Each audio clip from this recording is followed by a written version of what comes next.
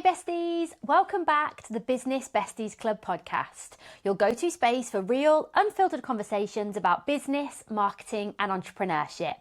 I'm Katie, your host, and today's episode is a little different. It's honest, it's vulnerable and it's incredibly powerful.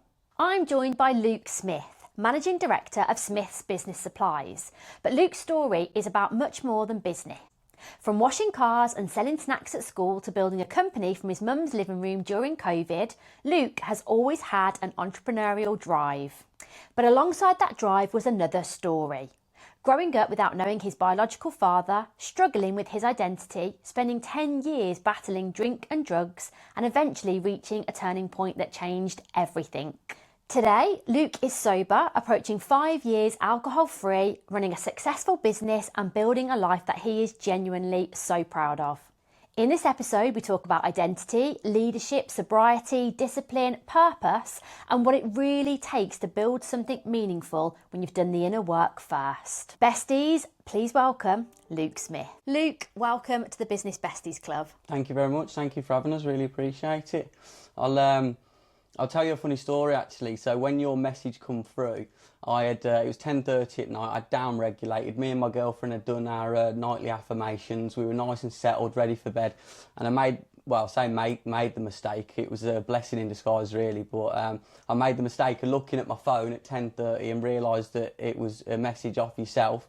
And then next thing you know, I'm up all night then, having a bath at 3 o'clock in the morning, shadowboxing around the house, keeping my girlfriend up all night. So I was just absolutely buzzing for the opportunity. So from the bottom of my heart, I just want to say thank you very much. Really grateful. You're so it means welcome, the world, so thank you. Honestly. And I remember, so for anyone listening, Luke and I have got a mutual connection. So my cousin is a good friend of yours, isn't he, Luke? So that's how we know each other. Yeah. And it was that night that Josh had come round and said, "Oh my goodness, you've got to get Luke on the podcast." Yeah, top and I thought, you know what, I'm not gonna wait on this. I'm gonna send him a message, and it was late at night. And then probably thinking back, I should have waited. But I was really excited as well. I was up all night then, literally. Yeah, I'm so sorry. Up all night, no, it's fine, it's great, yeah. Brilliant. Well, we finally got you here, which is amazing. So for anyone that doesn't know you, can you tell us a little bit just about you, what you're doing now and your journey so far? Yeah, absolutely. So my name's Luke Smith, so Managing Director of Smith's Business Supplies. We're 5 years in now, and I built that during COVID from my mum's living room table at the time. Wow. As you can appreciate, it was unbelievably tough to get things off the ground, and we've had a lot of challenges to get to where we are today. Yeah. But we are definitely moving forward in the right direction, and that's something I'm very grateful of. I'm very proud of what I've built as well. And I'm looking forward to the future. I've overcome a lot of challenges as well in my personal life. It hasn't been an easy road or an easy journey to get to where I am today. The first 10 years of my life, if you like, were very tough, very turbulent. Didn't really have much stability, if you like, was a little bit lost, lacked direction, didn't really have much of a purpose, didn't really have much male or masculine leadership in my life, if you like, which is what I found now. Yeah. So I was, as I say, lost. I was lost a little bit. I was on the wrong path and battled drink, debt, drugs and addiction for a very long period of time. So my story or my personal journey has gone from one of very much who I was to who I am today. Yeah. It's gone from sort of the dark side of the self to a lighter side of the self, and that's why now I want to use the business as a stepping stone to almost build something which then earns my freedom, so then that I can go on and talk about my lived experiences, my own life experiences, and earn my freedom, so that then I can go on and do things like this a hell of a lot more. Ultimately, I have lived both sides of the coin. Does that make sense? It does, yeah. Now standing on this side, it's a very beautiful place to be. I'm very grateful, I'm very proud, I'm very privileged. I say thank you every day for the things that I've overcome in my personal life, and now I've kind of got the confidence, the knowledge, the blueprint and the framework and lived experiences to be able to give that back and pass that on to other people that might be in a similar place that I was, because I get it, I understand, I know how it feels.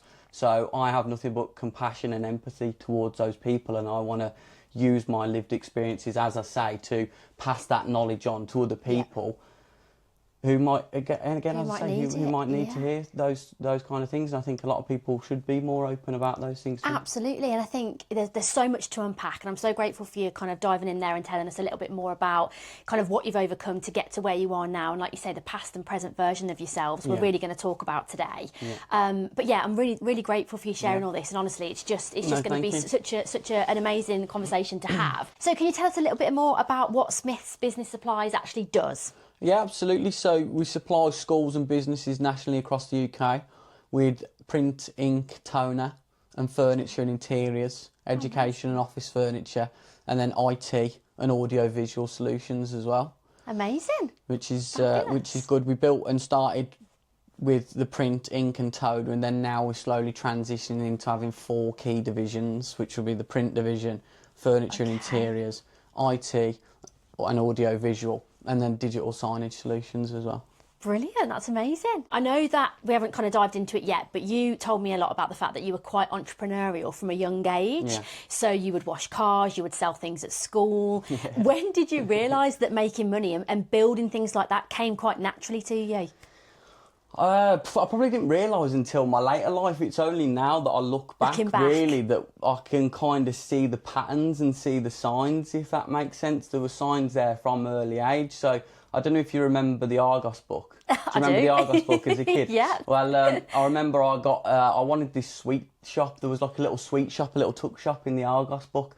And I ended up getting that for a Christmas present. And you got like little licorices in there and stuff. Amazing. And I used to pretend to sell them to invisible people walking past when I was like 5 and 6, or my brother and sister, my family and stuff. And then I don't know if you remember, but Halifax as well, they did like a little, you could collect like your £1, your 50p's, your 20p's, all in this little money bank. Oh, no way. So then in year 7, I started selling like chocolate, crisps, drinks and all the rest of it. And I used to collect my money and put it in there. And I remember saving my first 30 quid, and I bought a, what was it called now? I bought my first aftershave anyway, blue jeans, that was it. Amazing. It was called Blue Jeans, but then when I got home, I accidentally dropped the bottle and smashed it. Oh, so no! So I was absolutely gutted. So it started off kind of, when I look back as a child, it started off with the sweet shop, the little tuck shop, but then it moved on into high school to crisps and drinks and all the rest of it, and then naturally then as I got older, that then progressed into fags and alcohol and all the rest of it, which as the teenagers grew up with what they wanted, exactly, you were there to supply. Exactly, that's it. Even washing cars, like Wilco's, me and my next door neighbour, I used to go to Wilco's to get all my car washing stuff, and me and my next door neighbour, we used to go around the estate knocking on people's doors and charging people a £5. With the crisps and stuff that you took into school, did you just take them from home, or did you go out and buy them first, or were you just raiding your mum's cupboard? Well, funnily enough, I owe a lot to my nan, really, if I'm honest. So my nan kind of was a role model for me, really, growing up, and I spent a lot of time at my nan. She was always my safe space, so I practically lived at hers, and she would always go shopping on a Tuesday and a Thursday, and she used to always go and buy my stock. She'd buy like my cans of pop, my chocolates and all the rest of it. That is brilliant. And then I'd then go down to hers every Tuesday, every Wednesday, every Thursday, pretty much all the time. I'd go down to hers, and then I'd take all my rucksack back up to school, sell all that stuff on. Walk back down to her house with a blazer pocket full of 50p's and pound coins. Weighing me down, and then me and my nan would count the money, work out what profit we'd made and everything, and then she'd go back to the shop, and then, as I say, then eventually then it snowballed into fags and alcohol. And on a Friday, I used to like usher all my mates down to my nan's house. We'd be knocking on my nan's doors a Friday, and she'd have bought me like a few 24 crates that I'd fill my bag up with, and then sell them to them and stuff. So yeah. I absolutely love it. Like, so where do you think that like drive to do that came from, though? Because obviously not everyone's doing that. And I remember Josh, my cousin, who I know we've obviously got our connection with. So I know him and Max used to do a bit of that when they were younger. And he'd say to me, they were making sandwiches sometimes and taking them to school and selling them. But like not every kid was doing that. So what made you want to do that? To be honest with you, I don't have a clue. I genuinely don't know.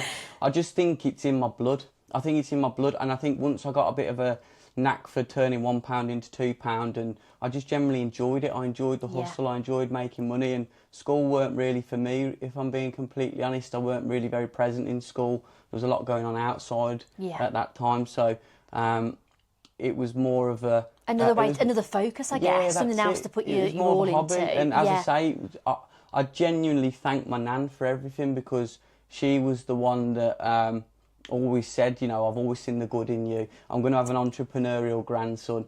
And she was the one that kind of encouraged us to go on and follow my dreams, and even the business, which I'll come to down the line. But she was like the first person to believe in us. That's so I think amazing. her guidance and her help kind of give me what gave you that push to go and do it. That push, that drive, exactly. That's amazing. Honestly, I absolutely love it. So going kind of on from school, really, as you got into the working world, you moved into things like restaurant management, and then eventually into sales. What did sales teach you about business and people? Did you pick up much from that sort of era? Well, I learnt to handle rejection very early on, which I think is a massively important thing within business or within a sales environment. So 80% of it is being told to bugger off, really. But I also then sort of learned it's more about your mindset and your emotional maturity as well. But I think looking back, I think I learned a lot from an early age in several different careers, really. Like the restaurant trade give me kind of the confidence and the maturity to be able to speak to everybody, the catering trade, so I owe a lot to that industry.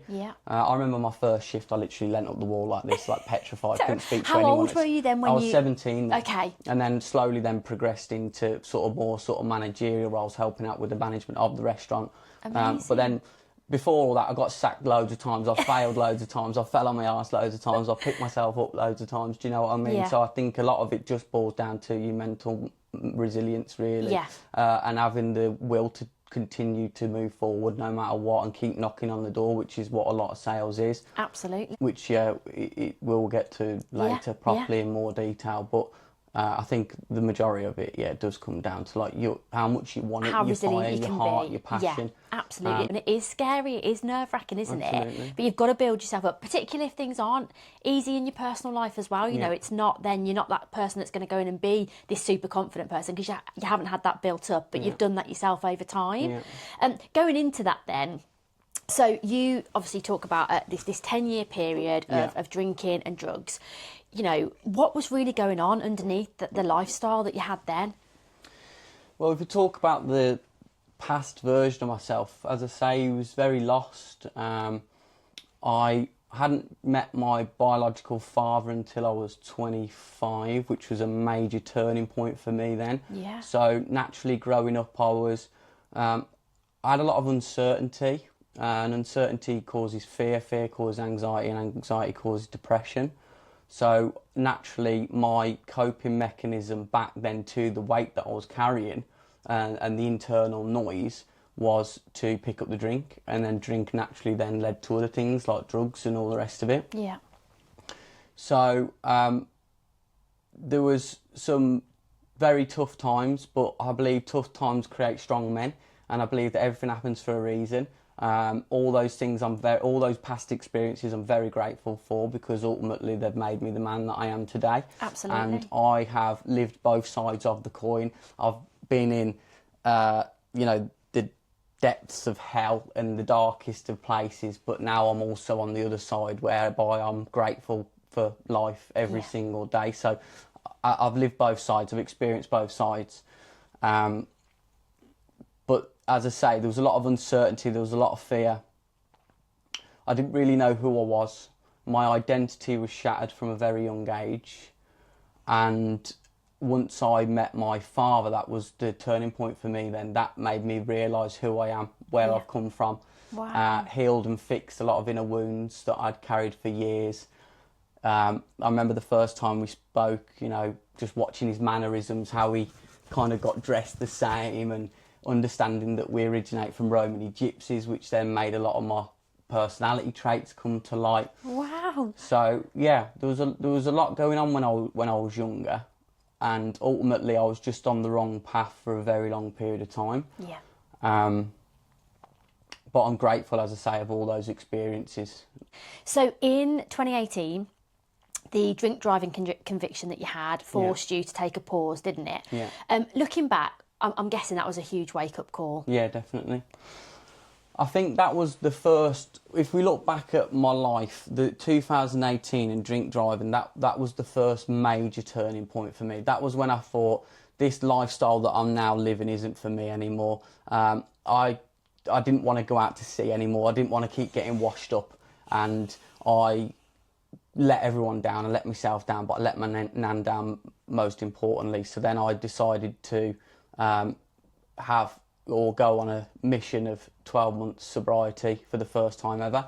Wow. And that was the first time I'd let go of the alcohol, and it almost forced me to sit with myself for a prolonged period of time and start to process some of those thoughts and emotions that I'd held on to for a very long period of time, and started to try to figure myself out. And ultimately 2018 was the start of my journey, because I remember being in the police station, and I was like looking at myself in the reflection of this mirror, and I was just fuming with my behaviour. And then the lady dropped me off the next morning. She said, "We can see you're a good lad. We can see you've got a good heart. You know, come on, we don't normally do this, but we'll give you a lift back."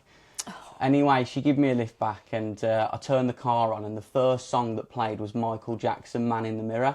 I'm looking at the man in the mirror. No message could be any clearer. If you want to make the world a better place, take a look at yourself and make a change. Now, that was then when I thought, whoa, hang on a minute, there's something higher than me here trying to guide us, or trying to communicate, trying to get through to me. So that was when I then started to think, hang on a minute, like let's take a different path now. Yeah. I owe it to myself. I owe it to my nan, who's believed in me since day dot. And I decided then to go on a mission of 12 months sobriety, which was, well, letting go of alcohol didn't solve the problem to begin with. If anything, the noise got louder. Of course. Because I had nothing to mask it anymore. Exactly. Did you, just to kind of interrupt you a little bit, carry on, did you do that all by yourself? Did you seek any help? No, absolutely everything I've done by myself. So I just found the courage and confidence, and I just thought, enough's enough. I'd messed up that many times, I'd messed up that many times and let that many people down, and also made a tit of myself as well in the process. That drink driving was the first wake-up call. That was like, right, enough's enough. I've had enough now. Yeah. I'm not going out to sea anymore. I'm sick of getting washed up. I'm going to turn around and go in a different direction. And I promised myself that I would do 12 months sober. And then I committed to that, and I did the 12 months sober. And although there was a lot of challenges during that 12 months, as I say, when you do get the courage to let go of everything and start going inward and doing that inner work and start figuring yourself out and asking questions, that's when then you start to get more clarity. You start to understand yourself better. And that was the first major turning point from my messy days to now who I've become today. Wow, So, the strength that must have taken though for you to think, right, that is it. I mean, don't get me wrong, I know wake-up calls like that they're scary, you know, anything could have happened in that moment when you were drink driving. So it's a blessing in disguise that everyone was okay, you were okay, and it was just that turning point that then led you into this, down this path. But the strength that you must have found, and was it your nan then again who was there to support you with that? Or did you surround yourself with people that just got it and that kind of helped keep you going? Or I just changed my lifestyle. I just had enough of the person that I was being, do you know what I mean? And I knew deep down within me that there was something and someone that was far greater than what I was showing the world. Does that make sense?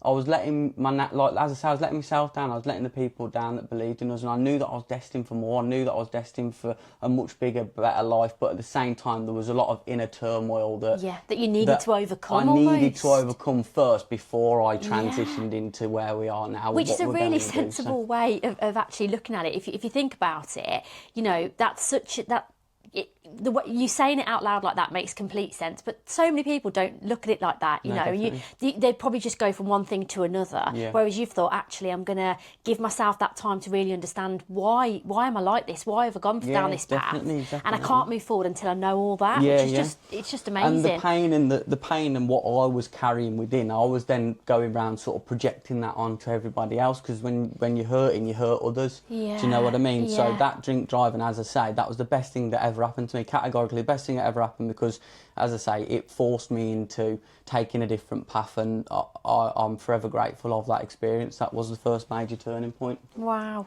And like you say, even, you know, the thought of a higher power being at work, in the fact that you were there and that happened then, and it was the right time. You know, you could have gone on and you know, worse things could have happened, but they didn't, and it was the right time. So what did your first year of sobriety teach you? I know you said the noise got louder instead of quieter, so that's obviously hard for you then to overcome, but what else did it teach you in that first year? It learned that I had to sit with myself. It taught me that I had to sit with myself. I had to stop running from myself. I had to process my emotions, start to process my thoughts, start to dig deeper and understand who I was and why I was the way I was as well, but also why I went to alcohol in the first place. Because if you don't know why you were going to those things, then you're probably 9 times out of 10 going to end up going back there, aren't you? So there was a lot of inner work that had to happen.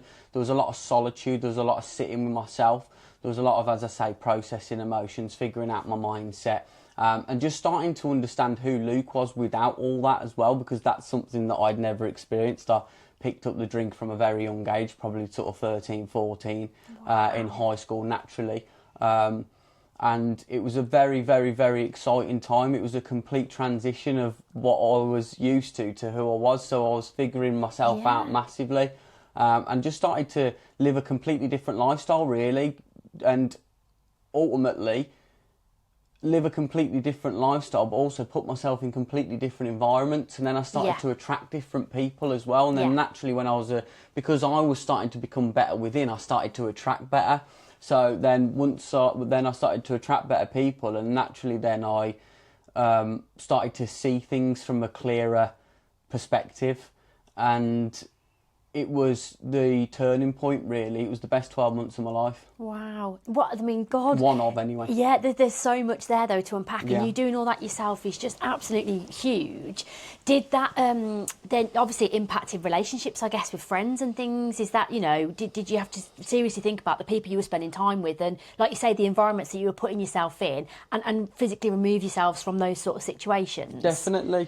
Once you let go of alcohol, I think you ultimately, a lot of relationships are built upon that. So then once you let go of that, you kind of realise then that what those relationships are, if you like. But naturally, as I say, I started to attract and find different people, different environments that almost pushed and supported and encouraged your growth, rather than wanting to almost see you go on the wrong path and almost abandon yourself, if you like, and you know what I mean? Absolutely. So going on from that, it was after that kind of huge 12 months of you finding yourself, falling in love with who you are, you know, knowing Luke for the first time, which is amazing. You set up Smith's Business Supplies from your mum's living room during a global pandemic. So what on earth made you take that leap?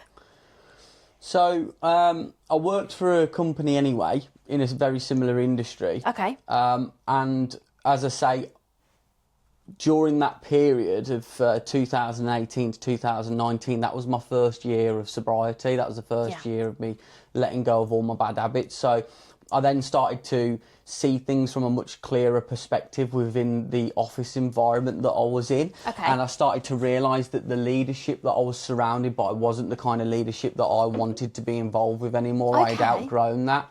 My boss was very unhealthy. He was very sort of manipulative, and wasn't really someone that I looked up to or respected or appreciated anymore.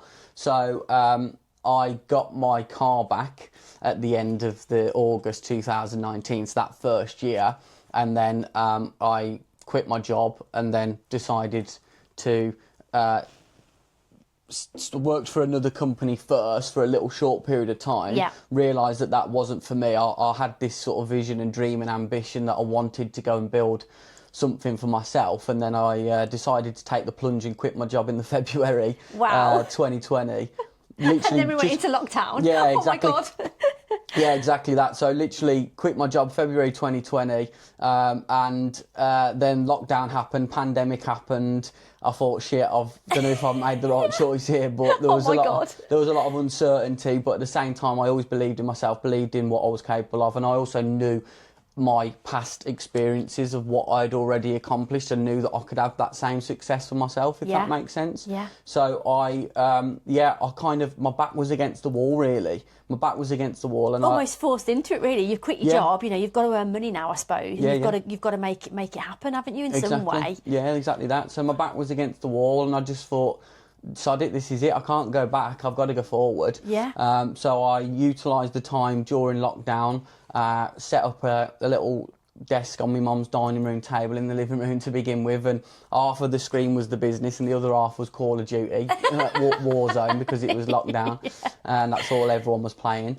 But yeah, during that period, I kind of was still sort of figuring myself out a little bit as well. But lockdown and COVID was the best thing that ever happened, because there was no external noise, there was no boss, there was no going to work, there was no distractions, there was nothing. It was just literally myself during that time, before I then met my dad in the August, which turned everything. So changed everything. So when I built the business from the March 2020 to begin with, I was still off the rails at this point. I was still on the wrong path, still completely off the rails, still drinking, still taking drugs, still going out partying and all the rest of it. Do you know what I mean? But yeah, I just slowly started to weave the pieces, if you like, and started to build something.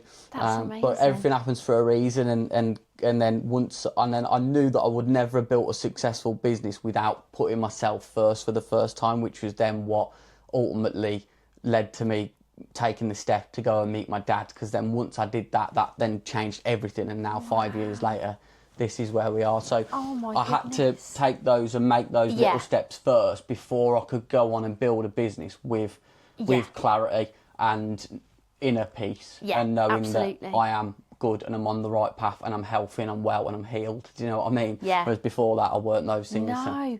And I mean, COVID, I suppose, could have gone either way, because we worried about that, because I think a lot of people, don't get me wrong, for you, I guess it was great because that external noise was removed. There weren't those distractions. You could just focus on things that you wanted to focus on. But for a lot of people, it was the opposite. It was almost like it was a really dark and depressing time. So people kind of would turn to alcohol, or, you know, were drinking quite a lot during that time, because it was hard to cope with everything. 100%. Were you worried about that at all, or were you just so kind of laser focused?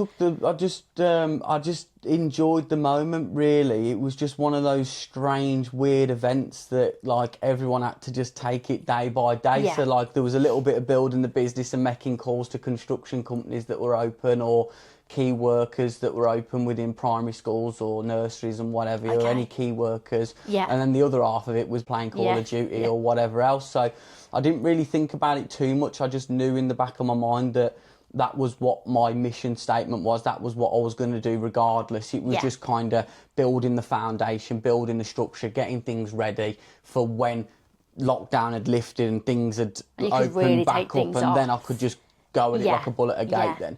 So that's almost what I was waiting for, but I was in between two versions of myself, if you like. Even in that point, like the new version of Luke hadn't quite fully been built yet, if that makes sense. I was still kind of going back to it was a big transitional period, wasn't it? Older habits, because that first year sober I had that first year sober, but then I fell off for a year, from 2019 to 2020. And that's then my goodness. So 2018, drink driving, did a year sober, Yeah.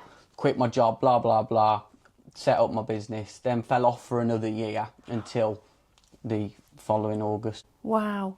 You've been through so much. I just find it so interesting. So did the structure of the business, of business itself, and like having that mindset and thinking, right, I'm made for more, I know I've got this vision, I've got this passion that I want to make my own business and do all that. Did that help them with your sobriety journey? I know that you say you talked about you fell off and you were kind of, you'd started building, but ultimately, did that help them with the journey? The fact that, you know, I need to be in the right frame of mind to do these things, for example? Absolutely. There was no way that I could have built something successful while I was still in that state of mind. It just weren't going to happen. So I knew deep down within me, I knew the step that I needed to take, but I just kept putting it off for so long because it was stepping into the unknown. It was uncertainty. I was afraid to make that first step of reaching out and going and meeting my dad. Do you know what I mean? Because I didn't know what to expect, but also at the same time, there was a lot of other family members as well that I didn't want to like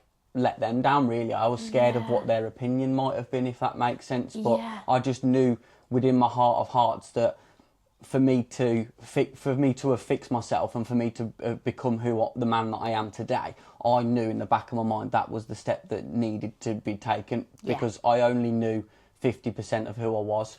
It wasn't enough, was it? You needed that complete set. You needed to fully understand your life, I suppose, up until this point. Yeah, and then have clarity. And have clarity and inner peace. I couldn't have built a business on rocky foundations. No. It would have never happened. No, and that's absolutely amazing. Okay, so those early months then, in terms of starting the business, obviously I know it was difficult because you were kind of in this transitional phase where you were drinking again, but and it was COVID. There wasn't a huge amount you could do. Yeah. Were you confident, or were you just committed? Were you just like, I might be nervous about this, but I'm going to do it anyway? Like as I say, I was still very much in and out of two different, completely different versions of myself. Like lockdown, I was off the rails during lockdown, so there was the vision there was the purpose there, but there was still the hurt, young, wounded boy that hadn't quite yet transitioned into the man that I am. Does that make sense? Absolutely. So it was like I knew what I was building, I knew what I was capable of, and I knew it was there in front of me. I was almost shown two paths. Yeah. And when I was shown those two paths, it was like, right, we're either going this way or we're going to continue that way. And because I'd already had that first 12 months of sobriety, I knew what that felt like, and I was starting to unravel. I was starting to find myself. I was starting to love who I was becoming. I had a bit of a taste of what life could be like. Does that make sense? Absolutely. But then I naturally fell off because things got too much. There was a lot to process. I met my dad before the August 20 at a family barbecue, but I didn't speak to him. That was in the 19. Oh wow! And then I fell off again. And then, as I say, there was just two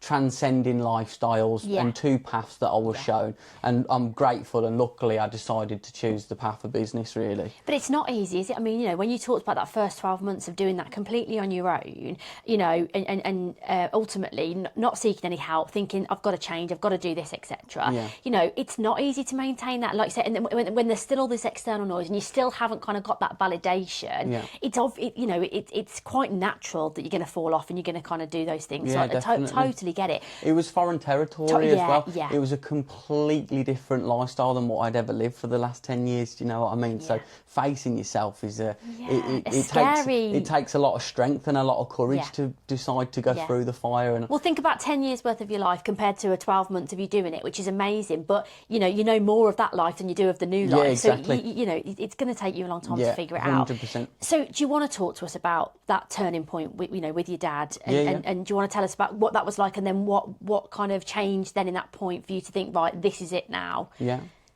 So as I say, there was two lives. I was still just on the wrong path, just completely on the wrong path.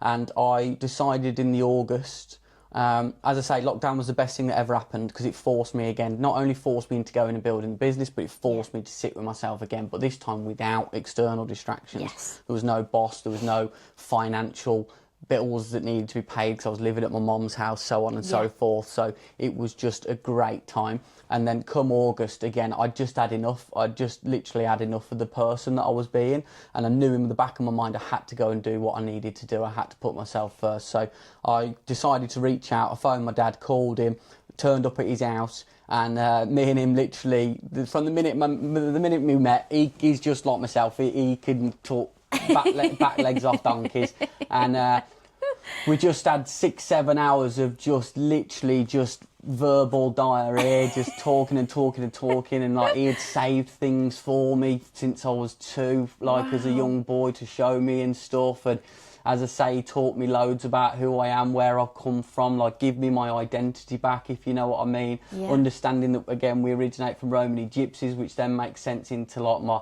gift of the gab, and how I talk with my hands and all that kind of stuff.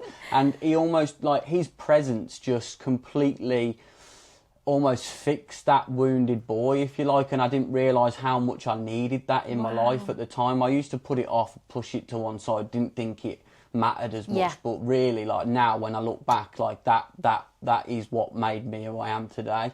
And we just sat talking for 6-7 hours, literally just back and forth. Both of us just couldn't get a word in edgeways. He'd go on one, I'd go on one, and then it was just it was an amazing experience. And that whole month then of August was just categorically the best month of my life, because as I say, I went home, I cried loads, I released loads of trapped emotion and all the rest of it, and then things started to make sense even more, started to figure myself out, started to get my identity back, and I just started to understand who I was and where I come from, and that then gave me the strength and the courage then, and it cleared a lifelong depression. Wow. So I now understand that, like, depression is a lot of the time deeply rooted in past life experiences or things that have happened to people that they've not yet consciously accepted or acknowledged or understood.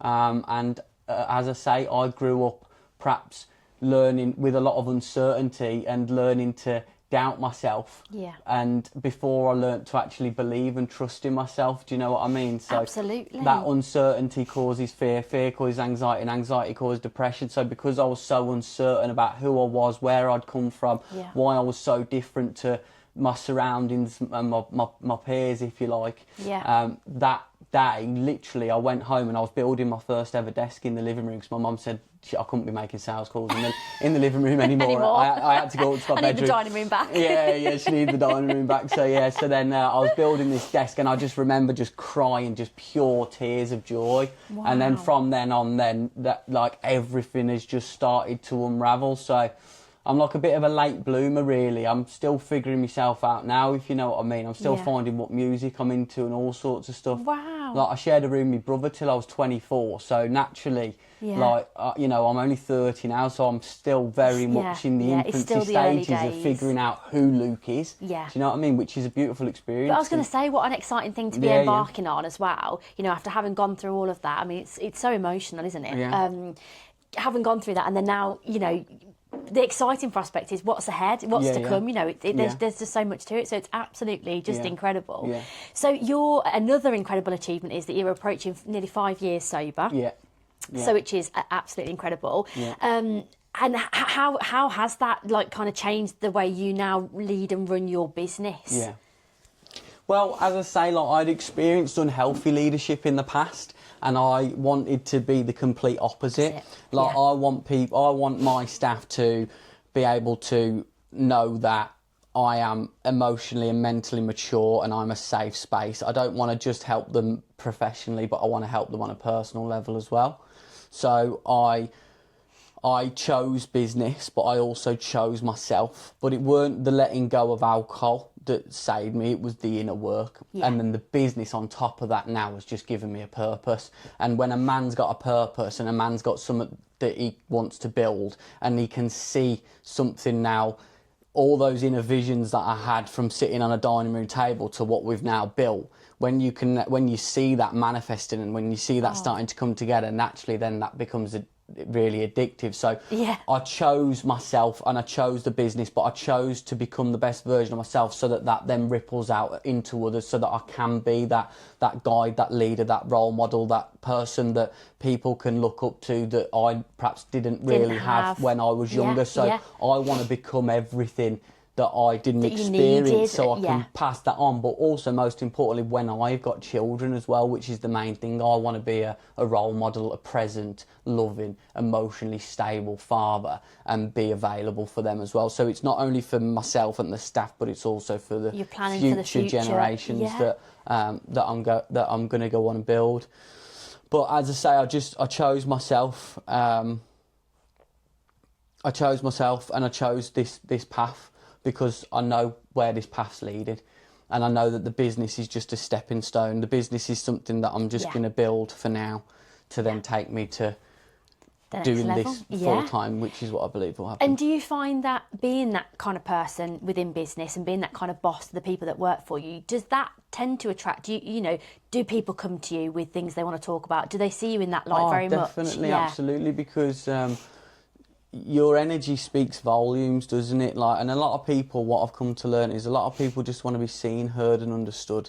And when you can see, hear and understand yourself, when you've met yourself at a high level, you can only meet someone at the level you've met yourself. So when you've met yourself at a high level, naturally I do attract quite a lot of people that also either need healing or need a little bit of guidance. Yeah. So yeah, I've helped and had a great impact on a lot of people that have come in within the office, or also people locally as well. So I think everything starts with you, doesn't it? Like, the more you understand you and the more work you do on yourself, the more you can understand others. Yeah. Like, the outside game is an inside job. Do you know what I mean? Like, the more you do within, the more you learn, the more you study, the more you grow, the more you analyse yourself, that then reflects outwards, and then other people can see that, and then other people want to, if they want a bit, they're attracted to it, and if they want a bit of it, fantastic, you give it away, and if they don't, then you don't open that door, that's okay as well. Yeah. But yeah, I truly believe that the outside game is an inside job, and when you level up within, your life then reflects that out here. And it's the same with business. Like, my business has got so much better as I've got better, as I've matured as a leader, as I've matured mentally, as I've matured emotionally, as I've started to understand myself more naturally, then the business levels up with it. And the same thing applies to life as well. Like, when I was on the wrong path, it was because I hadn't had the guidance. I didn't know who I was. I hadn't done any studying. School weren't really for me. I was, as I say, messing around and all the rest of it. Do you know what I mean?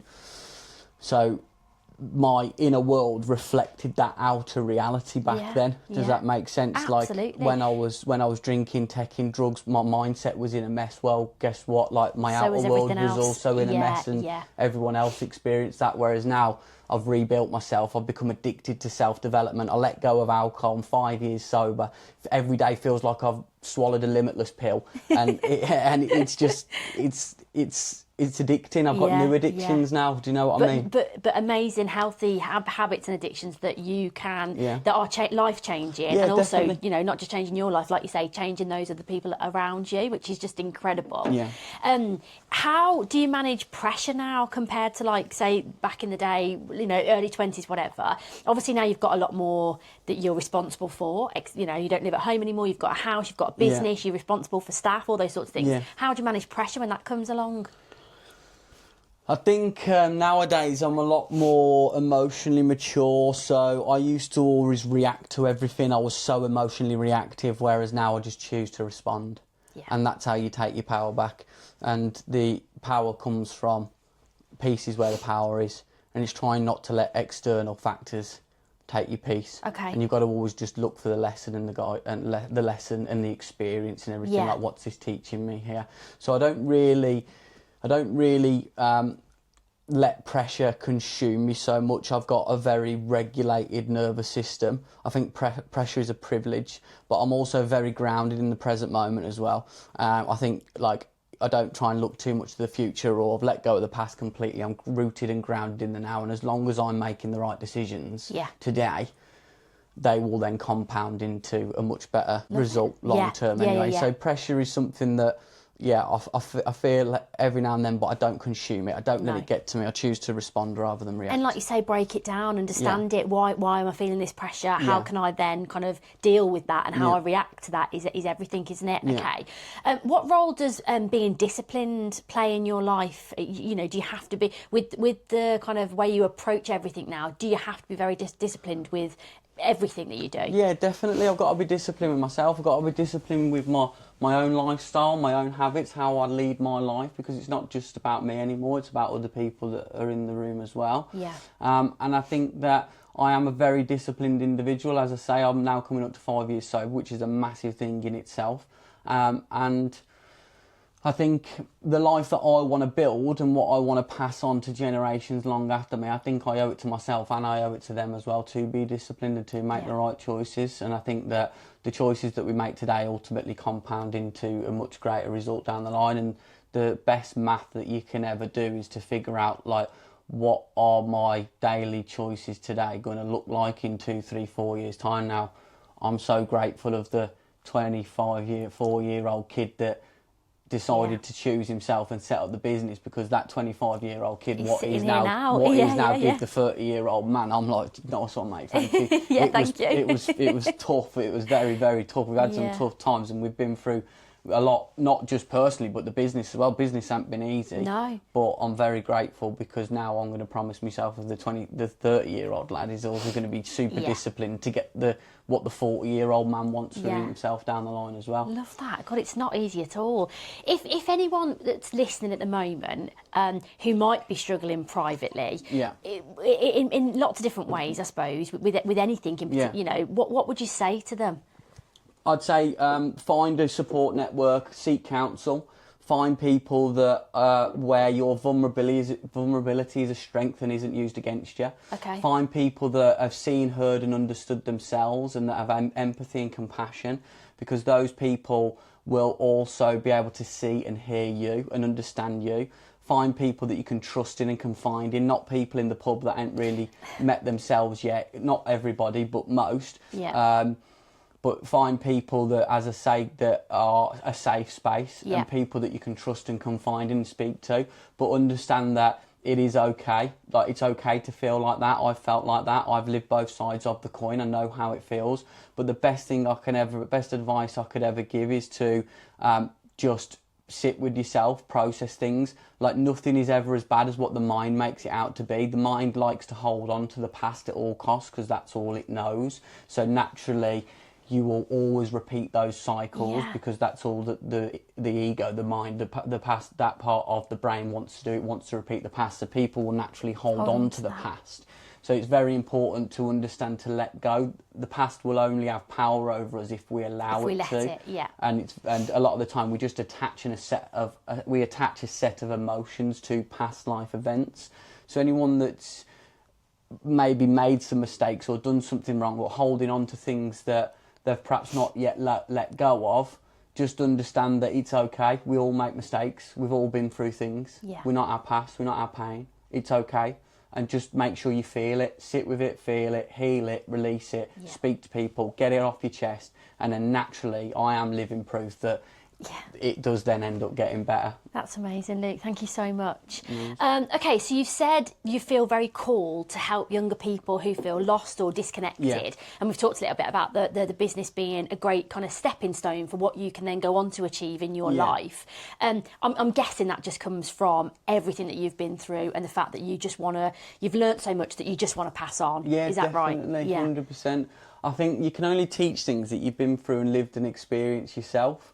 And ultimately, like, the business for me is a stepping stone, and because of the impact that I've had on my own life and how I've transitioned and now what I'm building as well, I just want to give that back, and I want to be able to use my voice and what I've overcome to just guide and teach and coach and help other people. Because again, as I say, I know how it feels.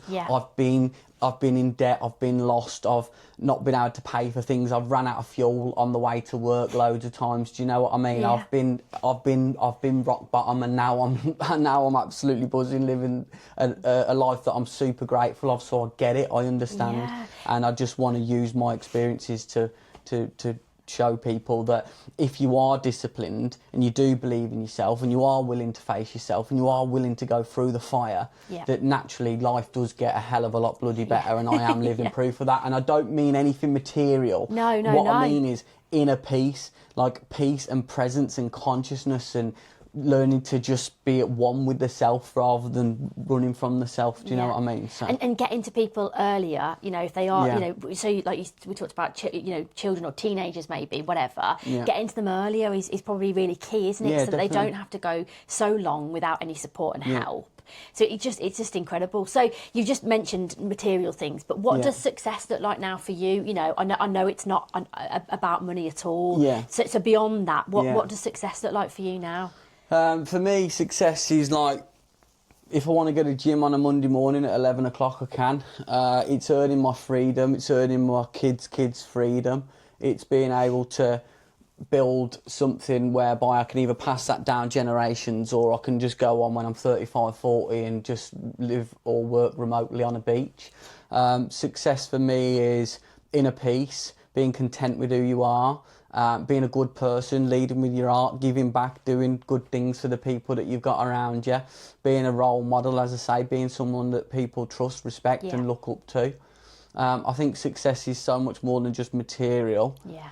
There's a lot more to it, but I think the main thing for me is the freedom. I'm after the freedom. I want to be able to live life on my own terms. I want to be able to be in control of my own time and do what I want when I want. Yeah. But also just give my future kids that I'm thinking about, and they're not even here, and everything I do is for them, really. I want to just give them a completely different life that I was sort of born into, or what I experienced. So I want them to not be showered in material things, as I say. I just want them to have a very healthy, stable, healthy, stable home life, and be able to, again, just do what we want when we want, really. That's what success for me is. Amazing. So that's what I'm trying to build. And it sounds like you're doing the most incredible job of doing that. So if you could speak to your 20-year-old self now, sitting at that living room table in 2020, what would you say? Thank you for the choices that you made, and thank you for setting us up to where I am now and to where I'm going to go. It ain't been easy building the business. It's been unbelievably tough, but it's challenges that I chose this time. Yeah. And I'm very grateful of the lifestyle choices that he's made, because they've compounded into, as I say, earning my freedom and becoming the man that I am today. So I'm very proud of him. I'm very grateful. It's not been easy. The business took off very quick, like very, very quick, and I weren't ready for it. I dived in the deep end as a 24-year-old kid, and didn't really have the knowledge or the education that I've now got, and couldn't really manage what I'd built. But I'm very proud of his determination, his commitment, his will to win, his mindset, his resilience, the passion, the fire, the hunger. That's what I'm the most proud of, and I'm grateful that he set me up who I am now. Because the next 10 years are going to be very exciting because of those lifestyle choices that he made. So amazing.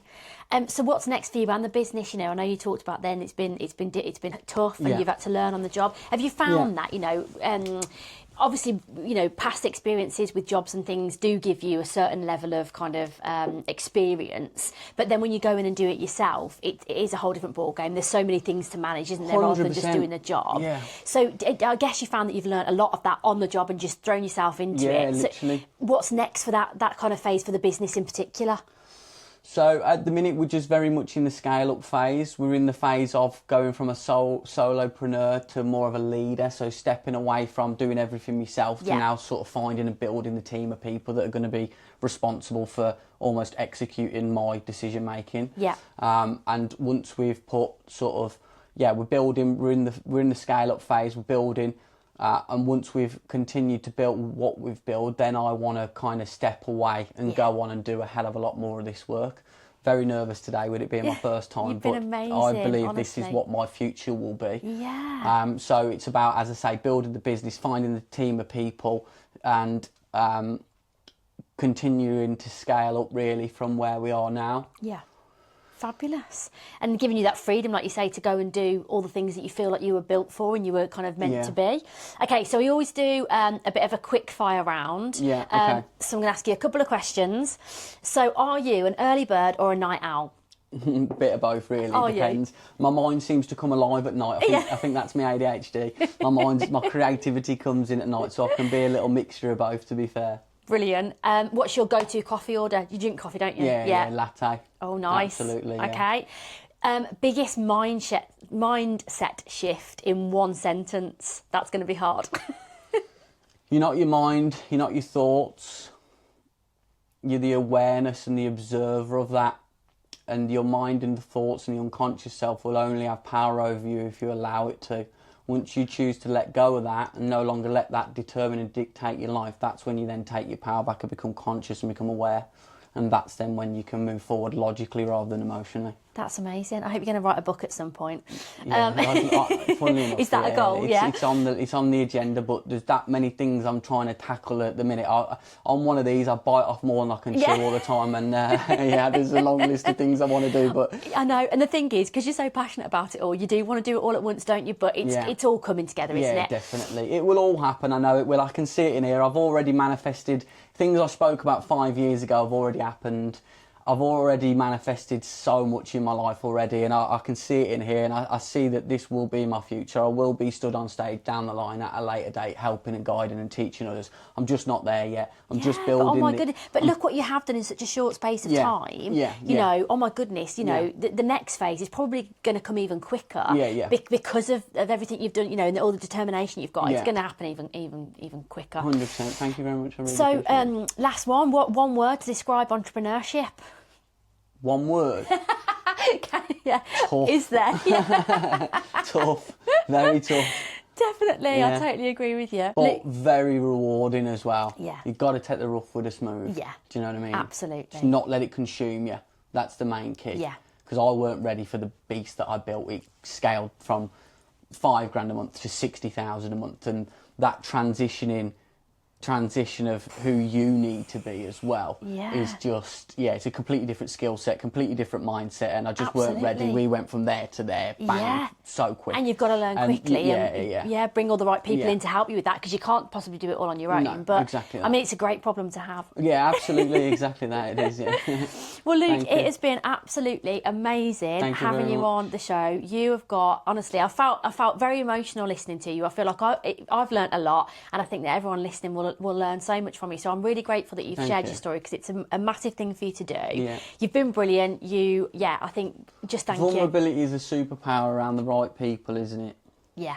I think you're absolutely right. I think if you can allow yourself to open up and share those things, you're going to reach so many people, and you're going to help them. And I'm really grateful for you to come on. So thank you so much. And I want to say a massive thank you to you as well for giving us the opportunity, like genuinely from the bottom of the heart. It means me world, and I wish you all the best. And if there's anything that I can do to help you or give back or support you in any way, shape or form, then I'll be more than happy to do that as well. Amazing. And hopefully maybe down the line when you're bigger, better and smashing it and got big guests on, you'll have us on again. And I absolutely will. I'm going to do a live. You can come to the live. I can be a lot more grounded and regulated and not as nervous. I'm still shaking now, and we're probably an hour in. You've been absolutely amazing. One last thing I want to ask you that I'll make sure we include it in there is that how can people connect with you? If anybody today kind of listens or watches and thinks, I'd love to reach out to Luke, what's the best way of people doing that? The only social media I use is Instagram. Okay. But I do limit my time on there massively, but people can connect with me on Instagram. But if there's anyone listening or watching as well that has took something from it, then that would also mean the world to us as well. And if anyone who's watching would be interested in inviting us onto another podcast or something that someone's doing, and again I'd be unbelievably grateful. We want to get you out there. We want to spread this message far and wide, don't we? And like you say, to reach as many people as possible. So I really think that's going to be the case, and I can't wait to watch it happen. Thank you so much. Honestly. Thank you so much. Besties, what a conversation. Luke's story is such a reminder that business growth and personal growth are often so deeply connected. Yes, you can build a business from your living room. You can rebuild your life from rock bottom, and you can choose discipline and clarity over chaos. If there's one takeaway from today, it's this. Your past does not define your future, but the work you do on yourself now absolutely shapes it. If this episode or Luke's message resonated with you, share it with someone who might need to hear it today, and reach out to Luke on Instagram. His details are in the caption. And remember, you don't have to build your business or your life alone. Until next time, besties.